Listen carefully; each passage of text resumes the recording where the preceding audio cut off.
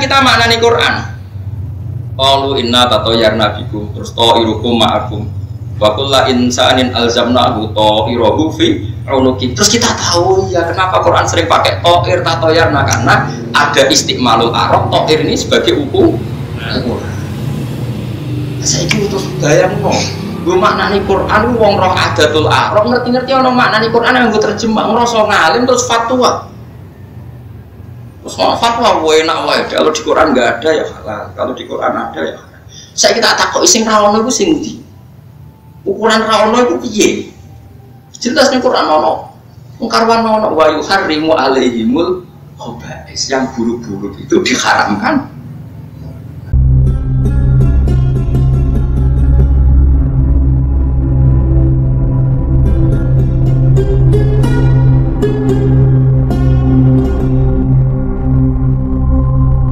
Lafat-lafat mutasyabihat itu, lafat-lafat sing dohire iku ana serupane Allah ning makhluk. Ya kados Nabi Adam Allah nyifati niku wa nafakhtu fihi min ruhi. Ayat sing terkenal wa nafakhtu fihi min ruhi. Pada Adam saya tiupkan roh saya. Nah, maknani dohire kan Allah punya roh dan sebagian roh itu diberikan atau ditempelkan ke Nabi Adam. Dan itu masalah besar karena kesannya kita ini mengandung roh Allah.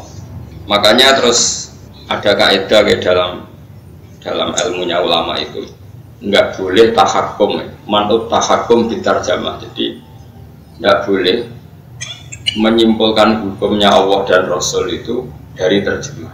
Orang boleh ibu-ibu ngalim mau terjemah, tapi nak ngerasa alim tenan atau terus fatwa lewat terjemah itu haram nopo besar. Karena terjemah itu pasti mengandung kasus tadi, misalnya saya tiupkan kepada Adam mirruhi dari roh saya. Kayak itu memiliki wana fakhofihi mirruhi. Ini termasuk mutasyabihat, ayat-ayat yang kita tidak tahu persis maknanya, tapi tahu persis kaidahnya. Gini rumah tenan. Tahu persis kaidahnya gini. Ada beberapa kaidah dalam bahasa Arab, namanya al-idhofa litasyrif. Idhofa itu mengisnadkan sesuatu pada Allah itu litasyrif, karena sesuatu ini sangat mulia, sangat terhormat. Misalnya orang nyebut masjid itu apa? Baitullah. Masjid elek kanjeng lah itu jenenge Baitullah. Terus barani kok mae pangeran cek melasi masjid. Nggih boten. Masjid itu bahasa Arab ya apa? Baitullah. Masuk sing panjang apa kudu sing mewah? Masuk sing panjang lagi. Baitullah. Orang iso apa artinya was pangeran cek melase, sing dibangun koruptor guys jenenge. Karena masjid itu tempat yang terhormat, sehingga kita perlu menyebut itu nama.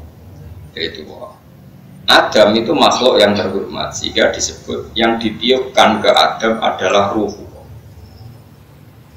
Makanya dulu di Irak itu ada seorang qadhi terkenal ahli Quran. Tapi dia sering debat sama orang pendeta yang ahli Quran juga. Yang ahli Quran dari orang Nasrani itu mengatakan wa fi kitabikum, di kitab kamu itu ada pembenaran bahwa Yesus Kristus itu adalah ruhullah. Karena istilahnya Quran juga alqaha ila Maryam wa ruhum, bahwa apa itu Yesus atau Isa adalah roh dari Tuhan. Berarti itu pembenaran dari Quran bahwa Yesus itu roh Allah. Terus kata si Qadhi tadi, Qadhi ini rada cangkem elek tapi pentingnya kemelek itu kadang penting. Katanya dia, ya baguslah kalau Yesus roh Allah sama dengan saya. Karena yang jadi ruh Allah di Quran tidak hanya Yesus. Terus dia baca ayat wa nafakhtu fihi min ruh. Terus wa nafakha fihi Meruhi, dia baca sekian ayat bahwa istilah ruhwa itu bukan hanya diterapkan ke Yesus, semua manusia juga disebut, diciptakan dari apa? Ruhwa. Paham ya? Makanya ini hati-hati dalam makna di Quran. Jadi ada beberapa lafaz di Quran yang kita mau tidak mau memaknai itu ngikuti ulama. Meskipun makna itu menjadi panjang kayak tadi. Wa nafakha lan niyubna sapa Allah fi dalam Adam mirruhi sanging roh sing diciptakno Omiruhi saking roh sing kecelok iku ruhe pangeran, tapi mau kecelok maknanya dinisbatkan pada ruhe pangeran, tapi kamu jangan bayangkan ada rohnya Allah yang dibagi di pangeran 3 itu Nabi. Ja'alahu tegese gawe sapa wa ta'ala hu ing Adam digawe hayyan ingkang urip hassasan tur ingkang duwe indra sing iso mengendra badha angkana sausi ana sapa Adam iku jamat dan barang sing atos jamat atos maknane ora iso mikir benda mati lu jumut wa ja'ala lan gawe sapa wa ta'ala laku maring sira kabeh eli dzurriyati tegese maring anak turune Adam apa gawe as-sam'a ing pendengaran di makna asma'i lan nganggo makna pira-pira pendengaran wal absara lan pira-pira peninggalan wal afidata lan pira-pira ati ayat quluba tegese pira-pira ati qali lama sithik banget taskuru nasyukur sira kabeh ma tema iku zaidatun ku zaidah muakkidatun tur nguatno lil kilati maring bangete sithik dadi qalilan ku sithik nah qalilan masih sithik banget kasiron ku akeh nek wong Arab muni akeh banget apa kasiron mah kowe bahasa Arab nu gampang ya wong Arab nek muni sithik qalilan sithik banget qalilan kasiron akeh nek kasiron mah akeh banget ma tema iku zaidatun zaidah muakkidatun kang nokiti bil kilati maring sithik sanget sithike wong syukur banget sithik wa qalu aida dolalna fil ardi inna la fi khalqin wa qalu lan padha ngucap sapa wong akeh sing ngingkari ba'as ngingkari kebangkitan sangka mungkirul ba'si tegese wong-wong sing ngingkari terjadine kebangkitan oleh ngucap aida dalal ana ta nalikane ilang kita manane tertanam kita ilang manane kependem ora kita fil ardi ing dalem khibna tegese wis ghaib kita kependem kita via ing dalem bi ansirna gambare arep ento dadi sapa kita turoban wis lemah mukhtaliton tor ingkang campur dituro biha kelawan lemah-lemahe arep inna la fi khalqin jadid ana to bener sak temene kita ana to iku sak temene kita la fi khalqin yaktine ing dalam kejadian jadidin kang anyar utai dawu aina la fi khalqin jadid istifhamun istifham ingkariyun kang ingkar bitahqiqil hamzah ini kelawan maca tahqiq ngetokno hamzah loro nek kados kira kita inna ya hamzah i gitu hamzah wa tasilisaniyati lan nasil hamzah sing kedua wa itu khali alif nang lebono alif beda antarané hamzah dan alal wajhi ing atase wajah loro fil maudhi ini dalam panggonan loro wala dawu sapa wa ta'ala balhum fi liqa'i rabbihim kafirun balhum bale utawi wong kafir fi liqa'i rabbihim lan ketemu ning pangerane kufar ayat bil ba'si tegese lan ba'as iku kafiruna iku kafir kabeh kul ngucap sira Muhammad lagu maring kufar kowe ngucap ngene ya tawaffaq bakal mateni kum ing sira kabeh sapa malakul mauti sapa malaikat pati alladzi kang wukila kang den pasrai sapa ladi bikum ing sira kabeh dipasrai bikop di arwahikum kelawan jabut roh-roh sira kabeh summa ila rabbikum mongko nuli maring pangeran sira kabeh turjauna den balekna sira kabeh dibalekno ahya'an halih fayujaziakum ngomong semoga fayujazikum sami mongko dadi sebabe males sapa apa kum ing sira kabeh bi amalikum ing ngamal-ngamal sira kabeh ini mun kadung ya mun kadung kula terangno menisan terus ngeten kula terangaken masalah-masalah maknani Quran ya maknani kula baleni malih masalah-masalah maknani apa Quran itu turun itu kan sudah ada kaidah baik kaidah itu kaidah yang diciptakan ulama maupun kaidah peradaban itu istimalul arab seorang lagi yang namanya peradaban itu apa istimalul arab orang Arab pasti tahu kalau arahnya seperti itu namanya peradaban istimalul arab kemudian Quran turun dengan bahasa itu meskipun nggak paham tapi istimalnya Arab itu paham misalnya gini kalau beri contoh saya ngajari anak saya dengan telaten A sampai Z saya punya anak saya latih dagang dan saya latih itu A sampai Z A sampai Z itu kan tidak tentang ilmu dagang tapi kinayatun anil ikhatoh sesuatu yang 1 sampai selesai itu disebut A sampai apa? Z Saya ulang lagi ya, bersamaan terlatih. Saya punya anak pedagang, karena saya pedagang punya anak saya latih dagang. Wah tak latih kabeh sampai A sampai Z. Gue misalnya pacaran bodoni. Wah aku bodoni sopo tak lakoni kabeh. A sampai Z. Misalnya mau wedok elek sampai gendut sampai pesek tahu tak bodoni kabeh. Orang mukhatab yang mendengar omongan kamu A sampai Z itu dia akan memahami bahwa yang kamu lakukan itu detail dan banyak sehingga diredaksikan A sampai apa? Z. Atau kamu ngomong gini, pas warang aku tersinggung, diomongi ra enak, serak kesuwen ora babi ibu tak jual tesok. Babi ibu itu kan ya ora roh maksudnya piye. Tapi mukhatab paham. Terus setelah terjadi perselisihan yang begitu diredaksikan apa? Sekarang ngenteni apa? Babi ibu wongnya tak jotos. Nah, itu kalimat-kalimat yang kamu sendiri yang ngomong itu ya tidak paham. Sing diomongi ya ora paham, tapi tahu istimalnya, tahu arahnya. Di sini ini ada ulama termasuk beberapa ulama kayak Ibnu Abbas, kayak beberapa ulama mengatakan alif lam mim dan hamim itu min jihadi hadi sun'ah, termasuk kriteria ini. Sehingga orang-orang Arab yang benci Quran sekalipun itu tidak pernah menyoal Muhammad. Ya Muhammad ini ada ayat yang nggak bisa dimaknani. Quran kamu bilang hamim alif, nggak ada yang protes gitu. Karena orang Arab tahu meskipun nggak roh maknanya ngerti penggunaannya kayak tadi apa babi bukan nggak ono maknanya. A sampai Z orang ono maknanya, tapi tahu istimalnya arahnya seperti ini. Paham ya? Paham tenan ora bocah. Makanya nah tapi ilmu seperti itu kan ruwet. Yang enggak ruwet adalah ilmu wallahu alam. Nah, terus setiap pengarang anggar alif lam mim ya wallahu alamu bi muradi bidzalik, Allah lebih tahu. Jare sing ngaji wis suwe ban Allah luwe. Artinya ada orang yang keblinger darani yang tahu maknanya Quran hanya Allah saja, orang lain tidak tahu. Hanya harus jadi guyonan yang tahu maknanya Quran hanya Allah saja, orang lain tidak tahu. Karena Allah yang ngendikan yang paling tahu maknanya juga Allah, kita tidak bisa tahu. Kalau kita tahu kayak Allah itu tidak mungkin, tapi yang diarahkan Allah pasti kita. Kalau kita tidak tahu berarti kita nggak perlu sholat, atau nggak paham perintahnya wa aqimus. Cuma kalau kita tahu kayak Allah ya tidak mungkin. Nah, ini kan sama-sama keblinger. Sing sitok sok ngerti kaya pangeran. Lu ya biru ora pangeran kok kaya pangeran. Sing sitok muni Quran itu gak bisa difahami, hanya Allah tok yang paham. Ya gunanya apa diturunkan nak kira-kira wong liya ora. Geneman kok ngono, kan bodong iki.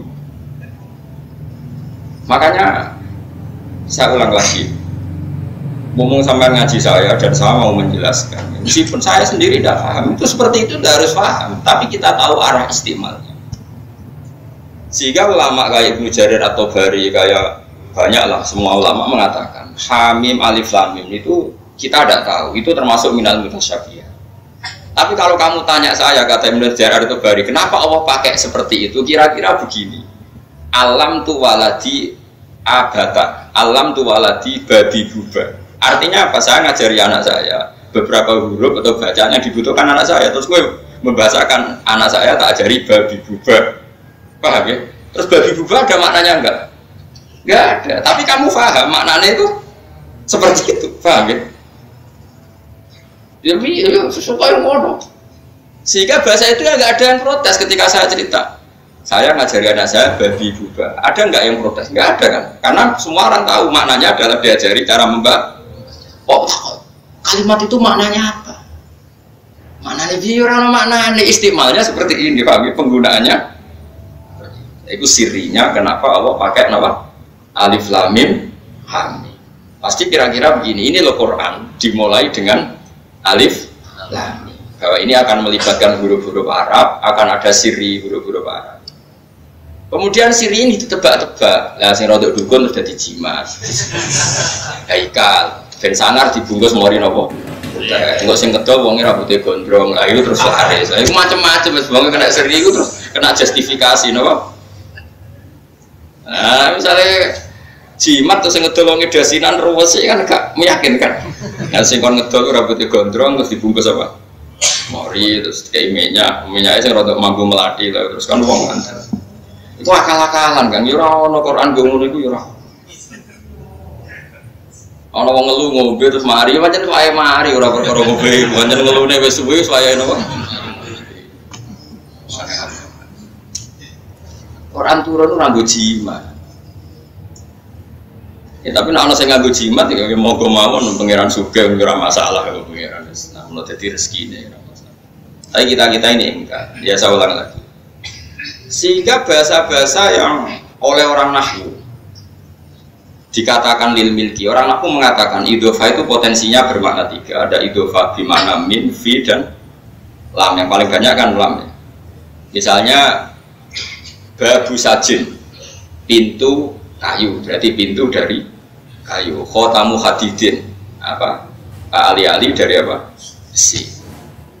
Terus ada bimakna fi kayak dzulmul laili, berarti malam gelap di malam hari. Dzulmul laili dzulamun fil. Dan yang ketiga ini yang paling sering terjadi, bahkan ada ulama ngaku mengatakan sebenarnya semua idhofah itu bimakna lam lil milki. Kalau kamu katakan saubu zaidin berarti bajunya Zaid, baitu zaidin rumahnya Zaid. Milik. Nah sekarang pertanyaannya adalah kalau dikatakan milik itu ya milik berarti baitullah rumah milik Allah, ruhullah berarti roh milik Allah. Nah, kalau milik Allah ya sudah ada roh tertentu yang miliknya Allah yang dikasihkan Nabi Adam ya sudah gitu aja wa nafakhtu fihi birruhi, apa susahnya? Terus ada orang berlebihan mengatakan Allah itu punya roh dan rohnya Allah ini diberikan ke Adam. Mana ada barang kodim bisa ditransfer dan mana ada barang hadis bisa menerima barang apa? Kodim. Paham ya? Dalam bahasa mirruhi itu udah harus konotasinya milik Allah. Terus misalnya gini, masjid yang melek sing panceng itu ya tetap jenenge Baitullah, omahe pangeran. Terus kita takok, pangeran nak rene kapan? Terus kita nak sholat ning kono muni wis sowan pangeran. Ya tidak ada seperti itu. Pokoknya Baitullah itu bait milik. Memang nyatanya milik. Oh ya sudah gitu, rasa dijerok-jerok. Tapi kan Allah ora ning kene yo, Kak. Ya serasa ngono-ngono nan pokoke Baitullah litasyrif, karena sesuatu itu mulia diisnadkan kepada Allah. Sini al-idhofah kadang litasyrif, kayak Ka'bah disebut apa? Baitullah. Inna hadza baitu. Ini penting saya jelaskan, makanya saya ingkar seingkar-ingkarnya. Saya ulang lagi, saya ingkar seingkar-ingkarnya. Kalau ada orang membuat hukum atau kesimpulan dari Quran terjemah itu tidak bisa. Terjemah itu tidak mewakili maknanya apa? Quran. Karena terjemah ini kan ya terjemah. Quran turun itu sudah ada aturan yang melatar belakangi. Kemudian Quran itu, misalnya begini. Saya contohkan bab fikih saja yang paling gampang itu bab fikih. Ya dengarin ya, saya mencontohkan bab fikih. Orang kawin itu berarti kan lelaki sama perempuan, ya, sepakat ya. Dulu zaman orang kafir lah itu yakin yang namanya kawin itu ya lelaki sama perempuan. Kalau yang sejenis dulu ya ada bahasa LGBT, tapi kalau yang namanya kawin itu ya lelaki dan perempuan. Ya. Terus yang namanya perempuan itu ya anaknya orang.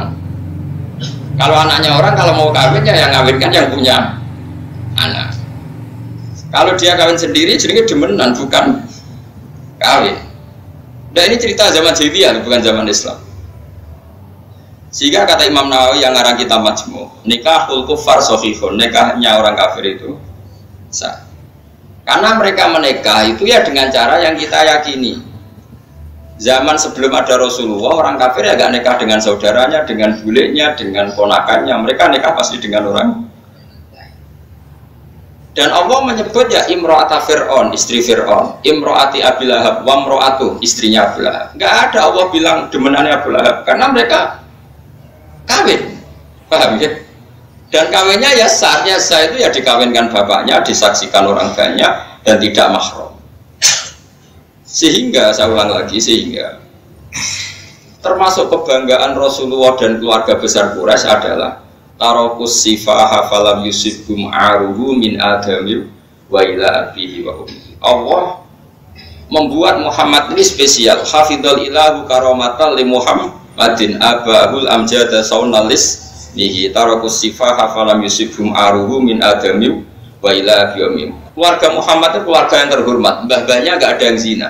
Kalau kumpul sama perempuan pasti lewat Nikah.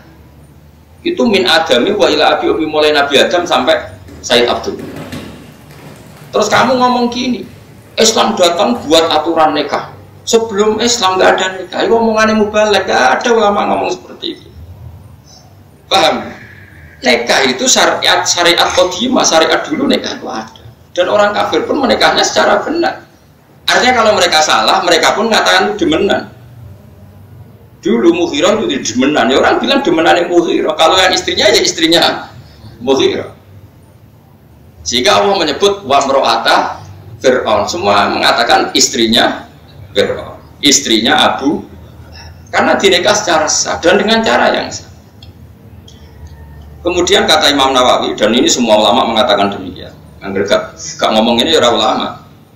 Nikahnya orang kafir itu kita sahkan meskipun dengan cara yang salah. Asal cara yang salah ini bukan dzatiyah dalam rukun nikah.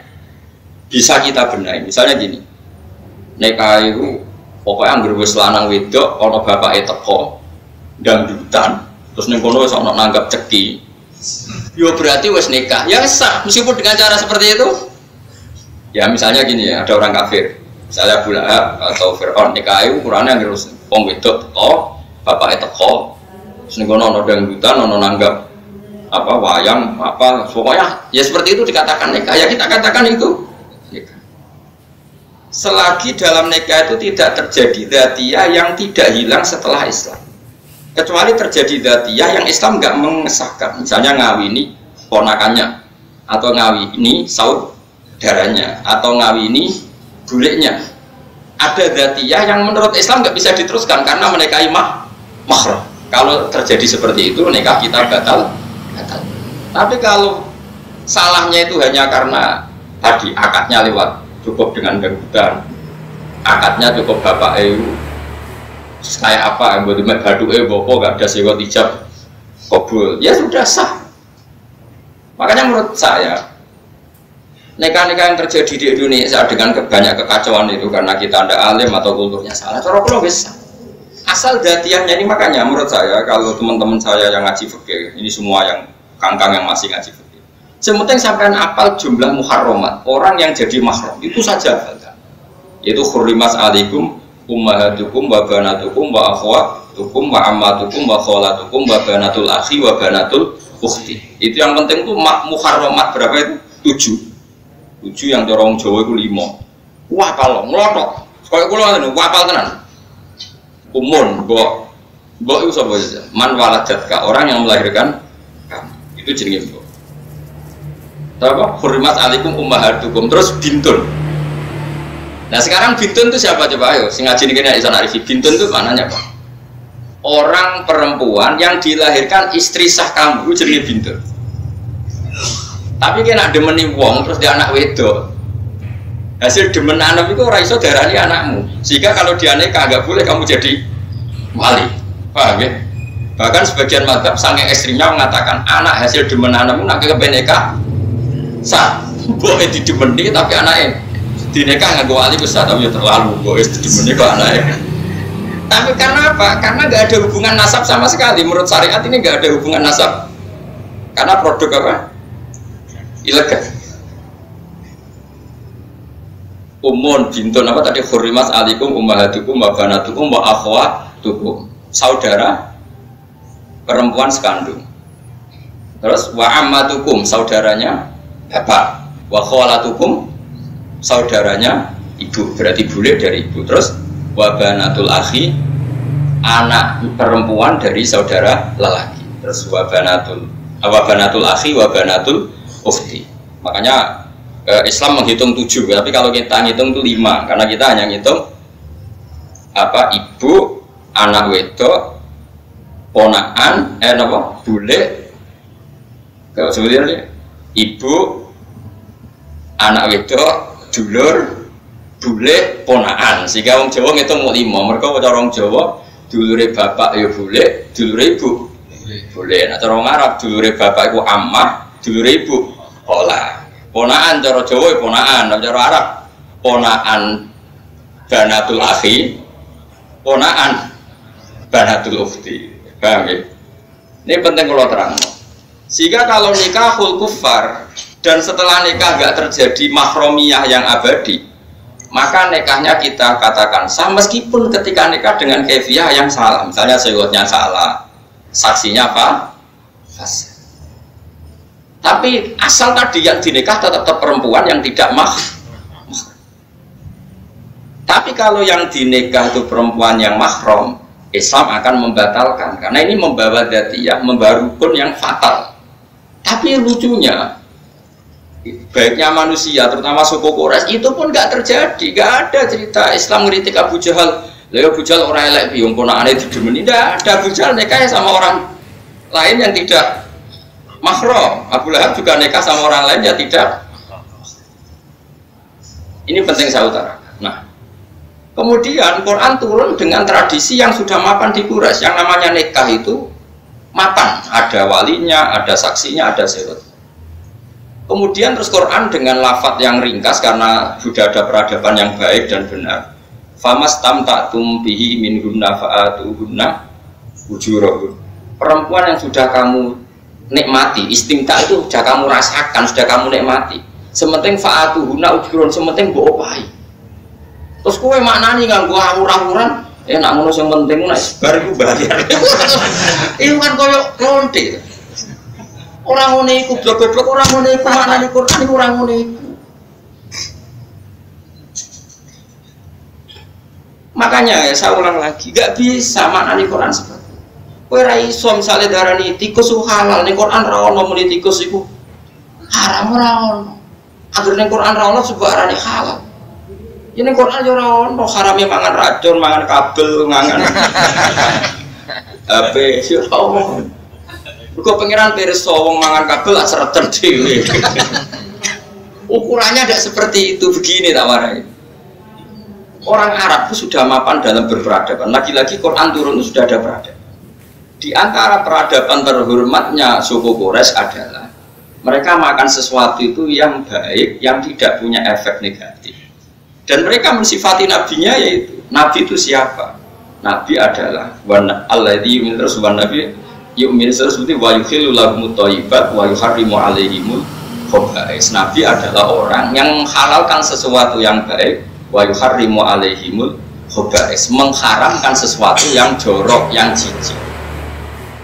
Jadi orang Arab akan tahu kalau kamu mengatakan yang nggak ada di Quran harami umbel ya kono tongseng umbel itu terus gue nopo tongseng keletong botol ya ada. Sudah ada kaidah yang namanya Muhammad atau Rasulullah atau Nabi itu yang menghalalkan sesuatu yang bagus, yang mengharamkan sesuatu yang khobais. Khobais itu apa? Kata Imam Syafi'i, satu makanan yang orang Arab yang terhormat itu merasa jijik. Saya perlu nggak mengharapkan ke santri-santri saya jogeman mangan umbel, mangan tae, terus mangan. Antarane kiai sarap, barang jelas kok diomongno kan mesti begitu. Jadi aku nggak perlu ngarani jogeman mangan cindil, ya ora mungkin. Wong wis ngerti ra usah diharamno, nak wong normal ya ora bakar mangan cindil. Ini penting saya utarakan, kita tidak boleh pakai kaidah anggere Quran gak ngaramno berarti halal Quran sing ndi? Quran sing nganggo makna sapa? Quran apa Quranku? Nah Quranku orisinil waras. Quran itu kok terjemah itu tidak makini Quran karena tadi Quran itu hidup di satu peradaban dan peradaban ini sudah mapan. Nah ini di sini kenapa Allah mengistilahkan istrinya Fir'aun, istrinya Abu Lahab. Karena ternyata mereka ya gak nikah sama orang yang mahram, nikah sama orang lain, ghairul mahram. Ini penting terus altar. Begitu juga istilah ruhuwa, ruhihi. Orang Arab tahu idhofah itu tidak harus seperti itu. Mereka sesuatu yang terhormat dikatakan baitullah. Paham ya? Berarti Bani Adam yang disebut khalifatullah. Terus sekarang misalnya kamu artikan secara terjemah, manusia adalah pengganti Allah di bumi. Mulane pangeran sama melok-melok kan mesti digenteni manusia. Terus pangeran saiki santai seturu kan mesti pasrahno manusia. Bocah kok geblek ngono ya ora ono. Ya pokoke pantes-pantese manusia berhubung keren disebut khalifatullah. Bono tambahane Pranata Gomo ora roh aku pokoke nek ning Quran niku disebut khalifat. Ya sudah kira usah GR aku khalifatullah. Gak oleh tak ngomani aku iki Jare wong liya, "Harman samu kedok sekolah itu aku ya khalifatullah." Oh ya ora bare. Ini penting saya katakan ya. Jadi ngaji Quran itu aturannya sebagai mufassir itu harus ngerti istiqmalul arab. Seorang lagi apa? Istiqmalul arab. Makanya disebut wa innahu latanzilu rabbil alamin nazala bihir rohul amin ala qalbika litakuna minal munzirin wa bilisanin arabiyyin. Quran itu diturunkan dengan istiqmalul arab yang mubin yang jelas. Makanya kata Ibnu Jarir at-Tabari, kemudian di era-era modern dikatakan Syekh Mutawalli Sya'rawi, tidak ada orang kafir yang menyoal alif lam mim. Tapi kenapa sekarang banyak di kampus-kampus di kajian tafsir kita jangan putus asa mengetahui maknanya alif lam mim. Jangan kayak tafsir dulu yang hanya bilang Allahu a'lam bimuradihi. Kita harus berani menafsirkan. Ora berani menafsirkan jadi berani nekat ya. Ungkapan ra kena diartekno kok dipeksa ro. Wong kafir sing gedeng Quran wae ra iso mencibir alif. Lah mergo ngerti penggunaan itu normal. Meskipun ora artine tapi penggunaan itu iya normal. Kayak saya ngomong, saya mengajarkan anak saya babi buba. Mukhatab tidak protes, Gus babi buba apa? Kalau ngomong yang jelas, ya berarti mukhatab bento, ora ono mukhatab mesti ya paham, ngono. Saya ngajarkan anak saya A sampai oh maknanya ngajari detail. Itu diredaksikan A sampai ya sudah pasti di semua laga ini mesti ada istiqmal. Wong kafir, andai kan alif lam mim itu penggunaan yang salah, pasti orang kafir bilang Muhammad, kata kamu Quran itu mubin, jelas, tapi ini ada lafaz yang kamu sendiri tidak tahu maknanya. Ini apa-apaan? Enggak ada orang kafir protes seperti itu. Kok gue gara-gara kuliah malah protes? Wong kafir ya, sarap pera protes kok ya. Bedino sholat madhep ngalor ngidul malah. Ini apa-apaan? Malah Kanjeng Nabi nak duka al-mira fil Quran kufrun. Berdebat Quran itu aku termasuk kiai-kiaian lah berani kafir-kafir. Mau berkali-kali diundang jadi narasumber tafsir itu jarang dugi. Karena yang datang kadang-kadang sing takok itu wong bulat. Jadi takok bendarane cerdas. Padahal tambah takok tambah aku ora bodoh nih, malah jarang takok gara-gara tambah gelo perkarane. Nah kon mulang gelem. Nah mulang kan ndekne ra iso tak isahno. Nak takok, nak debat kan kesannya kita banding. Mungkin edware raro, guna tafsir sawi raro, opo raro, roy terjemah terus ngajak debat aku. Ini apa-apaan kan terus kacau. Oh kacau. Gus menurut Anda gimana? Ada gini dia raro bocor. Ayat piro? Gak tahu pokoknya lo lagi. Gak tahu debat macam apa. Nggak sering kula kali. Tapi kalau ada satu area yang di situ banyak orang alim, terus tanya yang alim berapa, persen yang hafal Quran berapa, 40%. Sing lainnya hampir orang saya datang. Karena nak ngundang aku seminar gampang. Pastikan kowe alim, aku teko. Yo ngaku alim segala salah ya. Aku teko terus kayak Abu Nawas nih. Abu Nawas itu gak seneng pidato. Dia suatu saat diundang pidato, dia tanya, hadirin. Saya ini tidak bisa itu, mau ngomong, tapi tanya dulu, apa? Kamu orang pintar atau orang bodoh? Orang bodoh, aku mau ngomong bodoh, rugi, paling gak paham deh. Saya kira, ya sudah nak, aku nawas, kita orang pintar, lah orang pintar yang pidato. Kira itu semua, iya. Separuh ngomong, aku orang bodoh, saya sudah sepakat, separuh bodoh, separuh pintar. Ya sama, saya pintar nak perlu diomongin, saya bodoh rugi ngomongin berapa. Assalamualaikum warahmatullahi wabarakatuh. Itu meskipun guyon itu jadi ilmu. Sebetulnya potensi kita ngomongin orang ya dua itu. Nak pintar gunanya bu omong no rugi, nak bodoh bu omong no ya orang paham. Makanya Bu Nawas tuh gak mau pidato. Nah, sekarang pidato itu kan profesi, jadi gak penting lah paham gak paham. Tetap untung lah paham gak paham itu. Ya tapi masih yang ikhlasnya banyak. Pidato ikhlas. Yang gak ikhlas mungkin lebih banyak.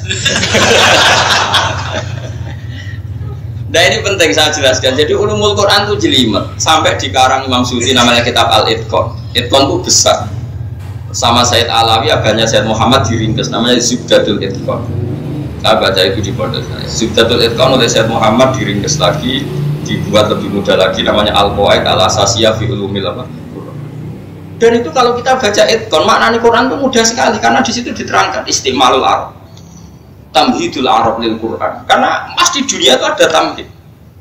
Sehingga tadi orang-orang yang alim muji Rasulullah apa coba? Hafidul ilahu karomatal di Muhammadin abahul amjada sonalismi tarokus sifah hafalam yusibhum aruhu. Semua babanya Nabi itu meninggalkan perzinahan. Padahal belum ada Islam, tapi mereka tahu kalau zina itu buruk. Zina itu apa? Dan yang baik itu nikah. Makanya mereka nikah semua. Sampai tahu nasabnya. Sayyidah Aminah binti ini, Sayyidah Khadijah itu semuanya terdaftar. Dan semuanya dikatakan suami istri. Dan nggak ada yang nikah mahram. Lalu setelah sampean Islam kok malah mahram merah apa? Lu kiai kok rapal. Cek mahram lu kira, cek mikir. Mestinya ngotok mahram itu 7. Nak cari lah Jawa 5. Ini penting saya utarakan. Sehingga nanti kalau ada lafaz-lafaz mutasyabihat, kamu bisa numpang lewat dengan kultur yang sudah ada, yang sudah Misalnya begini, ada Masodukul Abdi, ini contohnya Zakaria Al-Ansori. Di bab sholat itu batal dengan makan. Orang kalau makan sholat batal enggak? Batal. Itu yasduku yasduku beneri sesuai kaidah. Upo sitok nenggone selilitan. Terus buat elek, batal enggak? Batal, karena kamu sholat kok makan, ya, padahal upo sitok. Oke, di bab sholat uposito dikatakan makan dan membatalkan sholat. Tapi di bab nyugoi tamu, terus kue nyugoi tamu bukan uposito, monggo dahar. Terus kue takoi bapakmu, terus bukan mangan tamu cemempon kalau muskali uposito, agar dilak ya jenenge mangan. Loh, neng bab poso, bab sholat nyelek uposito, sedarani mangan, pasane batal. Tapi nak bab hormat tamu, orang iso dikai, orang iso diarani ngekei mangan. Nah, tapi nak ning bab poso sing diarani mangan ku sak piring, nak setengah piring rung batal lo. Poso ku innalillahi wa inna ilaihi raji'un bocah kok gobloke ngono. Sama-sama istilahnya makan. Saya ulang lagi, sama-sama istilahnya makan. Ning bab poso ambek sholat iku uposito diarani wis mangan. Mulane diarani batal. Ning bab nyugoi tamu urung iso diarani mangan. Lah nak bab mangan ning gone poso koyo bab ning hormat tamu ya enak. Besok sarapan setengah piring. Kok awan setengah kan boten sak piring, sepurung iso diarani. Ora iso ora ngene iku. Wong waras ngerti istimalnya, kegunaannya kayak podo-podo istilahnya mangan. Karena kita hidup ini sudah ada peradaban. Misalnya kita hidup ini sudah ada uang ngerti-ngerti nak dikai tangan kanan itu terhormat, nak dikai tangan kiri itu enggak terhormat. Itu sudah ada peradaban. Kemudian Islam mengatakan jom kesunatan angin kei uang tangan kanan, tangan kiri monggo. Karena peradaban sudah merasa perlakuannya seperti itu. Tahu-tahu ada barat, ada kita-kita yang materialistik. Aduk tangan kiwa 1 juta, timbang tangan tengah 2.000. Ini kan sudah peradaban yang kita pakai. Ya contohnya aja ngono. Lah ya lek iso partine ngekek tangan tengen nak 2.000, aduk tangan kula nak 1 juta ya ora ngono ukurane. Aduk 1 juta nganggo tangan tengen. Timbang 2.000 nganggo tangan kiwa. Berarti peradaban di mana-mana enggak yang sat yang recel yang koyo gaweanmu niku ora. Nah kira-kira seperti itu makna nih Quran. Makanya ada istimalul aruf. Saya ulang lagi, ada istimalul. Jika masyhur itu dalam kaidah. Saya tak cerita sedikit ya. Imam Syafi'i itu dikatakan alim oleh gurunya. Itu pas umur 16 tahun. Itu kata gurunya Sufyan Ats-Tsauri, terus Muslim bin Khalid Az-Zanji. Itu guru-guru Imam Syafi'i zaman beliau masih junior. Itu ada siapa? Sufyan Ats-Tsauri, terus Sufyan bin Uyainah, terus Muslim bin Khalid apa? Az-Zanji. Sebenarnya Imam Malik itu ketemu gede. Imam Malik itu jadi gurunya Imam Syafi'i setelah alim. Jadi dapati banyak membentuk siapa? Imam Syafi'i. Yang paling banyak membentuk itu namanya Sufyan Ats-Tsauri, terus Sufyan bin Uyainah, terus Muslim bin Khalid Az-Zanji. Imam Syafi'i pertama dibolehkan fatwa itu begini. Ada hadisnya Rasulullah. Teksnya itu begini. La tuharrikut ta'ira min makanatiha. Terus Imam Syafi'i ditanya oleh gurunya, ini tidak sama maknanya dulu. Ma makna ya Syafi'i, ya tentu gurunya jangkar. Maknanya itu apa? jangan gerakkan burung dari tempat diamnya. Ya, saya ulang lagi, jangan gerakkan burung, maksudnya juga gusah dari tempat apa? Diamnya. Ya bisa kurungan, bisa tempat istirahatnya burung. Sebab Syafi'i saking alimnya mengatakan begini, kanatil Arab idza aradu safar. Orang Arab kalau mau pergi itu tatoyur dengan ambil rumah yang penting, mau dagang besar ke Syria misalnya, burung digusah. Nak torot yaminan berarti bagus, tapi nak torot simalan berarti alamat buruk. Kalau terbang ke kanan berarti ini safar sing mubarok, kalau terbang ke kiri berarti tidak berkah. Sehingga disebut tatoyur. Tatoyur itu memutuskan sesuatu berdasar terbangnya burung. Makanya disebut qalu ta'irukum ma'akum inna tatoyarna bikum. Tatoyur itu sesuatu semuanya dikaitkan dengan apa? Burung. Bahasa Arabnya burung apa? Ta'ir. Makanya ketika perdebatan Nabi dan umatnya memang qalu inna tatoyarna bikum. Kata Rasul apa? Ta'irukum ma'akum. Ini apa? Semuanya berdasar apa? Keputusan apa? Keputusan penting ini berdasar terbangnya apa? Burung. Makanya disebut ta'ir. Terus Imam Syafi'i karena dia orang alim mengatakan begitu. Orang Arab Pak Guru itu punya adat kalau mau pergi itu gusah manuk. Nah manuknya terbang kanan mereka jadi pergi. Tapi kalau gusah ke terbang ke kiri berarti nggak jadi pergi. Terus kata guru-gurunya al-ana Qur'an laka antuftiya ya Syafi'i. Saiki kowe suwaye fatwa. Wong lafat ngono tok kok kowe pahame nganti ngono. Karena tadi hadis itu sudah ada istiqmalul Arab. Coba kalau semaknani sampean, hadisnya kan mau ngene tok. Ojo gusah manuk sangka tempate. Terus buat andai kan Imam Syafi'i itu koyo kowe kan yang mau ngono tok. Maknane nggih pokoke manuk ora oleh digusah. Kurang pegawaian tapi ya gusah manuk bareng. Dari guru ya bocah kok geblek maksud. Ndak seperti itu. Manuk ojo gusah, maknane nak mbok gusah terus dadi penentuan hukum. Terus kowe nentokno keputusanmu. Jadi misalnya kowe coba pilihan presiden. Jokowi kok Pak Prabowo gusah. Sing kanan ditulisi sapa sing kiri. Ya ora ono. Sesuai kabeh ngelamar kerja gusah. Manuk kok terbagi kiri wis ora usah diterusno ngambar. Lah maksudnya seperti itulah. Terus kemudian kita maknani Quran. Qalu inna tatoyarna bikum terus ta'irukum ma'akum.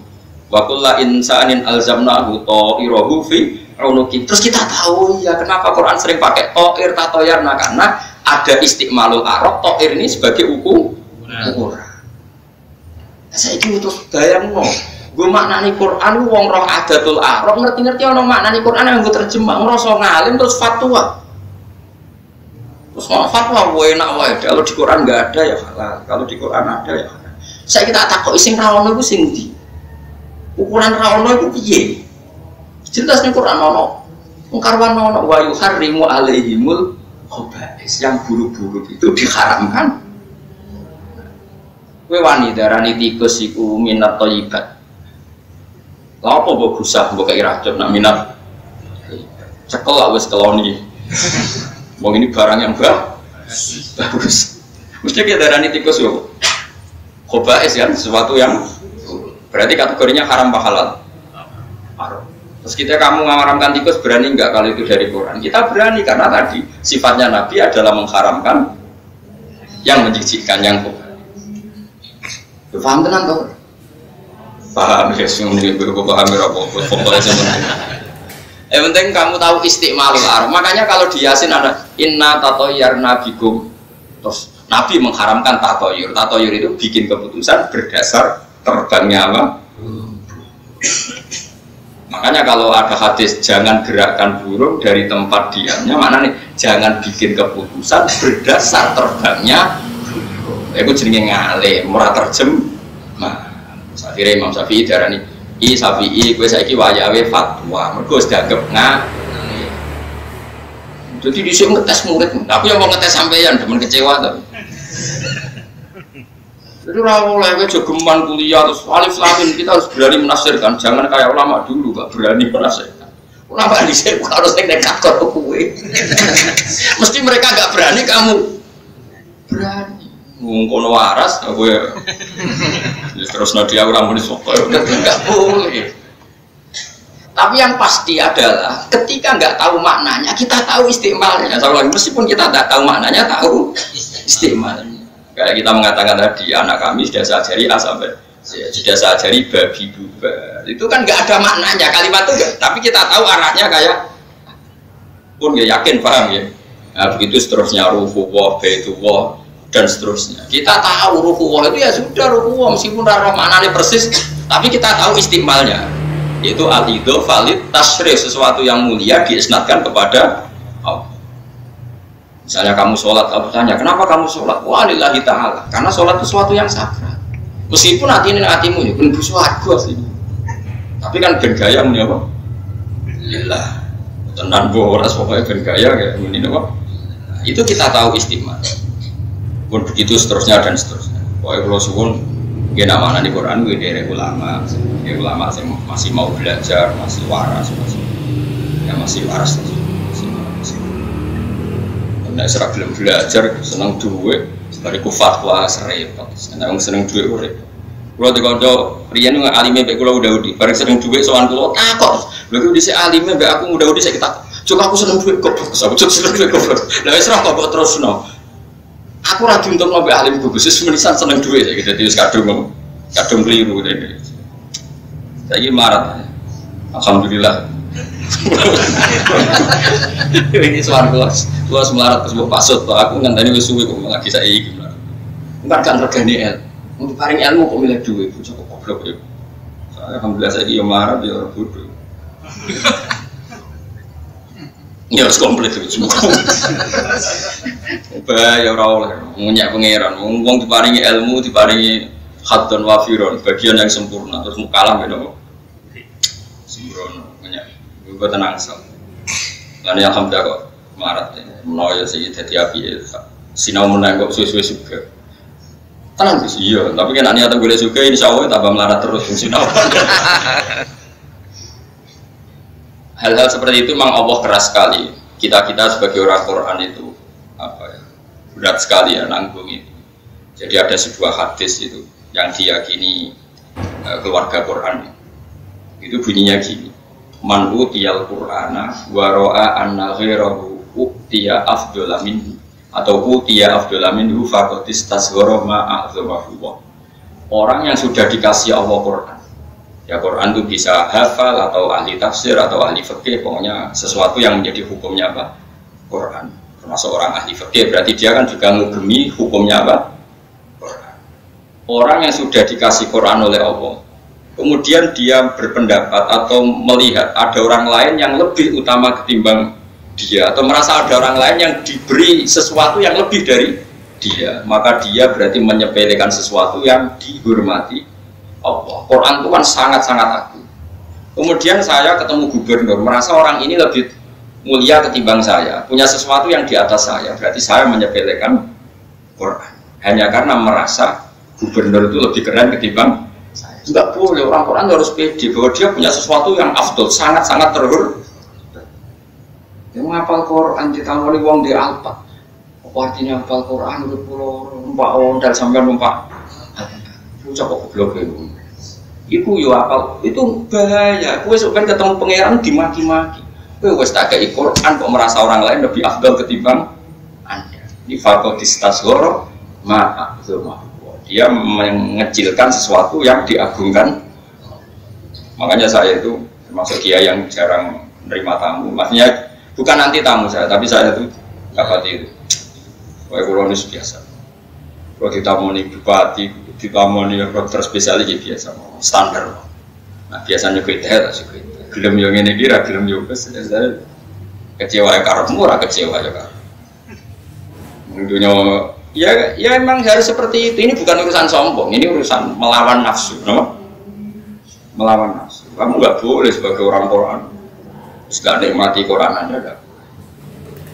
Ya tapi seperti ini kan sudah minoritas. Orang kayak saya itu sudah minoritas. Ya nggak apa-apa, sepedi wae. Ya memang harus la tamuddanna no ainaika ila ma mata'na bihi azwajan min zahratal hayatid dunya linaftinahum. Rasulullah itu delok sapine tangga, iku mbek pangeran Israel. Kowe gak delok wong di dunya wae. Karena pikiran sederhana, misalnya gini, saya di rumah atau di mana saja, ngerti tonggo di sapi 10 atau di mobil 10, CNAE wong iku di mobil 10. Itu kan kamu anti ilmu Quran. Sebetulnya orang punya harta 10, itu kan punya hisab 10 dan punya masalah 10 karena ini nanti dipertanggungjawabkan di depan. Sementara hafal 10 juz itu tidak ada hisab.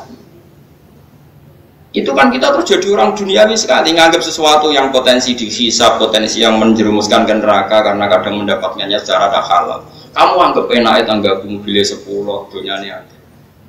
Terus kamu katanya ahli Quran tuh sing jenenge enak ya wong sing bebas hisab, sing jenenge enak adalah wong sing dekat dengan Allah.